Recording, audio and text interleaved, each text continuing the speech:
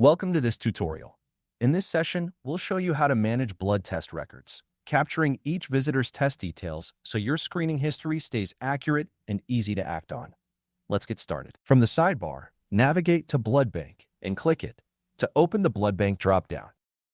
Now select Blood Tests to view and manage the individual test records logged for your visitors. Click here to add a new blood test. A short form opens, ready for you to record who was tested and what the results showed. First, choose the donor whose test you're recording. Picking the right person here links the results straight to their record, so there's no mix-up later. Next, open the date picker and select the date the test was carried out. This keeps your screening timeline accurate. Then choose the doctor responsible for the test.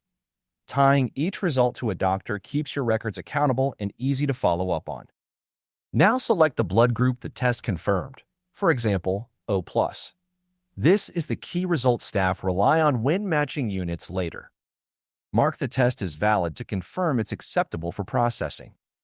This status tells your team the result can be trusted and acted on. In the remarks field, add any extra notes or observations, anything worth flagging for whoever reviews the record next. Now click Create to save the blood test. The new record is added to your list straight away.